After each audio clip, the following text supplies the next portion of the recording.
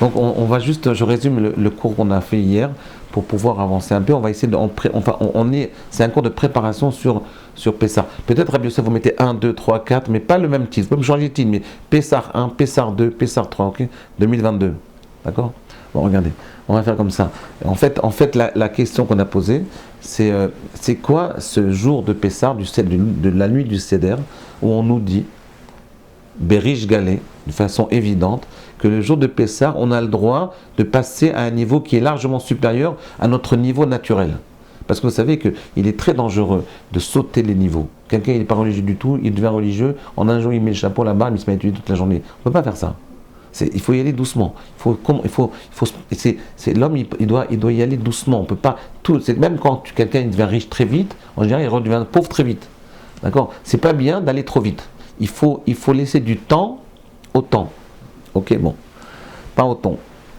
Bon, alors écoutez bien. Donc, qu'est-ce que le texte il dit? Il dit que le soir de Pessah, on a le droit de sauter et de passer à un niveau qui est largement supérieur à notre niveau naturel. Pourquoi on a le droit? Mon père Ravobu disait tout le temps ça. Le seul soir où on peut arriver à passer à un niveau qui nous dépasse totalement, c'est le soir du Seder. Il disait toujours, je me rappelle, toujours il disait cette phrase-là. Et pourquoi? Pour quelle raison? Alors je vais vous dire. C'est qu'en réalité, l'origine de toutes les fautes, la faute originelle de Adam Arishon, la faute de David Améler, toutes les grandes fautes de l'histoire de la Torah, ce sont des fautes qui ont été faites par un excès d'empressement. Par exemple, normalement, quand Dieu a créé l'homme le vendredi à midi, il a créé la femme quelques minutes après, quelques heures après, ils auraient dû se lier pendant Shabbat et dans le Gan Eden. Donc il y a eu une connexion entre l'homme, dans sa pureté, dans sa complétude, l'homme, dans le temps et dans l'espace. Le temps optimal, c'est Shabbat, et l'espace optimal, c'est le Gan Eden. D'accord? Mais qu'est-ce qu'il a fait? Il a voulu aller trop vite. Il a eu une relation avec sa femme avant Shabbat. Alors c'est ça le faute d'Adam Arishon. La faute d'Adam Arishon, c'est d'avoir que sa femme elle a pris du fruit défendu. Là, le Maharal il explique qu'il s'agit en fait de la relation, mais cette relation elle s'est faite un peu trop tôt. Ça c'est ce que les gens ils ignorent. Elle s'est faite un peu avant Shabbat et donc ça a tout mis, ça a complètement bloqué la fin. Normalement le monde aurait dû se terminer avec ça. Et finalement, l'humanité, l'histoire a commencé avec cette histoire. Donc c'était une faute, il fallait réparer la faute. Et donc une façon de réparer la faute d'Adam Arishon, c'est justement le soir de Pessah, on répare. Là, on va vite, et en allant vite, on arrive à réparer cette faute qui est l'origine de toutes les fautes, qui est le fait d'aller trop vite. D'accord? Là, on a le droit d'aller vite, mais d'une façon cachère, d'une façon permise. Qu'est-ce que ça veut dire? Qu'est-ce que ça veut dire le soir de Pessah? Alors, on va parler maintenant de façon, ça c'est un peu de la pensée juive. On va parler maintenant un peu de Torah, c'est-à-dire de notre vie. Comment ça nous concerne à nous? Qu'est-ce qu'on apprend de ça? Alors, on apprend ça, que ça veut dire que le jour du Pessah, on peut atteindre un niveau qui nous dépasse. Qu'est-ce que ça veut dire? C'est-à-dire, en fait, le jour de Pessah, il y a un membre, on peut prendre une décision. C'est ça que ça veut dire. Ouais, des moments dans la vie, on doit prendre des décisions. On ne peut pas vivre tout le temps sans prendre de décision. Nous, on a l'impression qu'on va décider de faire ça, de faire ça.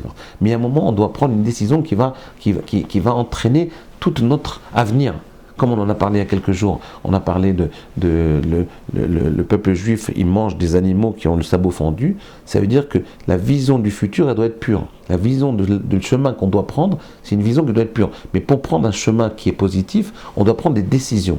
Et là, on va rentrer dans un très très grand Mahalar dans Da'at Atzmenu, du Rav Wolbe dans l'Eshor Aleph. Le Rav Wolbe, il dit quelque chose de très intéressant, je vais vous le lire. Il dit comme ça. Il dit, alors ici on va essayer de comprendre la notion de libre arbitre. Ça veut dire que l'homme, il a un libre arbitre. La plupart du temps, l'homme n'utilise pas son libre arbitre. Il se laisse entraîner par ses pulsions, par ses instincts, par ses intuitions. Donc en réalité, il ne choisit pas. Nous, on pense qu'on choisit. Mais en réalité, on ne choisit rien du tout. On est entraîné par le social, on est entraîné par les réseaux sociaux, on est entraîné par notre famille, par nos habitudes, par nos midotes. Mais en réalité, on prendra des décisions qui vont être essentielles, qui vont nous donner un tournant, qui vont nous permettre de prendre un tournant décisif dans notre vie. On ne prend pas de décision. Et le soir de Pessah, c'est un des soirs où on nous dit, là, tu peux prendre une décision qui va changer, qui va te permettre de changer ta vie. Par exemple, imaginez que vous étudiez un peu tous les matins la tefila, vous étudiez un quart d'heure. Imaginez vous décidez que vous étudiez 1 heure par jour tous les matins avec un rave qui va vous apprendre à étudier la Gemara. Mais votre vie va être changée complètement. C'est plus la même vie. C'est-à-dire tous les instants de votre vie, ils vont changer. Mais ça part d'une décision. Si vous attendez que ça se fasse naturellement, ça ne se fera jamais.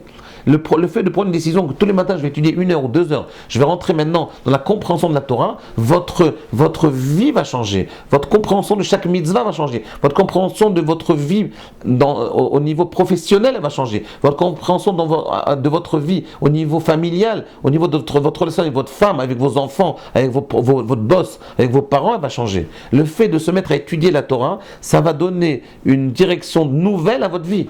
C'est une décision qui est primordiale, qui est essentielle. Le fait de décider ça ou de ne pas décider ça. Vous pouvez dire, je ne suis pas capable de faire ça. Donc vous décidez de ne pas le faire. Donc vous donnez une direction nouvelle à votre vie. Vous comprenez ce que je veux dire? C'est ça dont on parle ici. Mais on va essayer de l'expliquer un peu plus loin. Cette notion de libre arbitre, elle est essentielle. Nous, on a l'impression qu'on décide tous les jours des choses. En réalité, on ne décide rien du tout. On est entraîné tout le temps. Ok? Demain, on parle de ça. À demain.